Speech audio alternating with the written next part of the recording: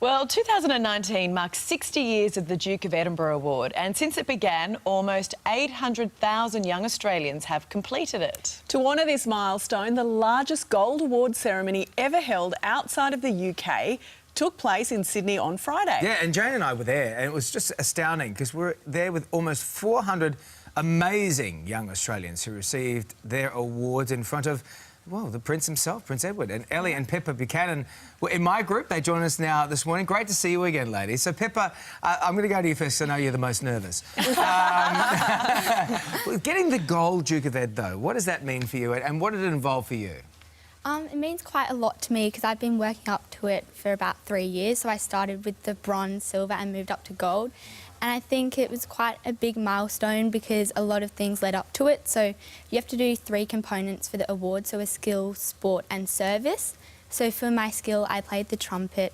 For my sport, I played netball, and for the service, I served in my school cadet unit. And then on the side of that as well, you also have to do an adventurous journey. So I did a walk in the Blue Mountains and then also travelled to Central Australia where I did the Larapinta Trail.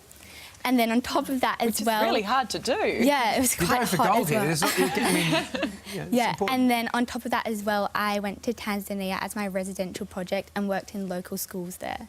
My goodness, so you did all of this and, of course, while you're still at school working very hard and studying very hard. So, Ellie, what activities did you choose?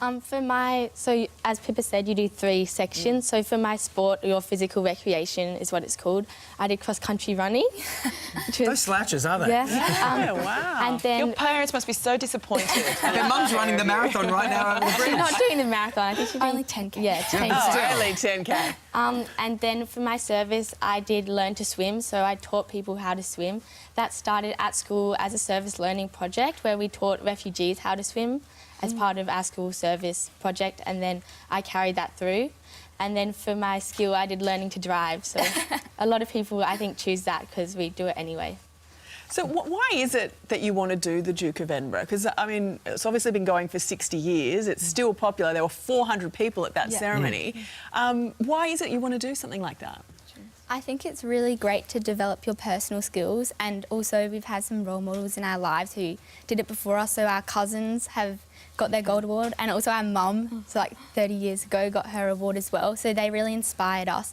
But it really helped you develop your teamwork and initiative and skills like that, which are really good for employment later in life as well. I also think as well, it sort of sets up what I was seeing a lot of, and Jane, you would agree with me on this, that getting there and seeing a lot of young people giving back to community with their service. So there was, I mean, you know, you were teaching people how to swim, or, you know, going helping schools in another country, or there were kids volunteering in vets and also stuff, which I think is a really great thing to set up at a young age, sort of to give back to the community, don't you think? Yeah, a lot of people also do aged care, so that's good, helping the older generation who've given so much to the wider community throughout their lives as well. Yeah, and I think it's really great to see young people interacting with their local community and getting involved because it sets us up well for the future as well. How far out of your comfort zone did you have to go for some of these activities? I think the ones that people find most challenging is probably the adventurous journey, so the hiking, because you're fully self-sufficient for 4 days, so you have to carry all of your food, you're physically challenged, mentally challenged, and you're also outside your comfort zone as you have like no technology, so it's very different to our everyday lives.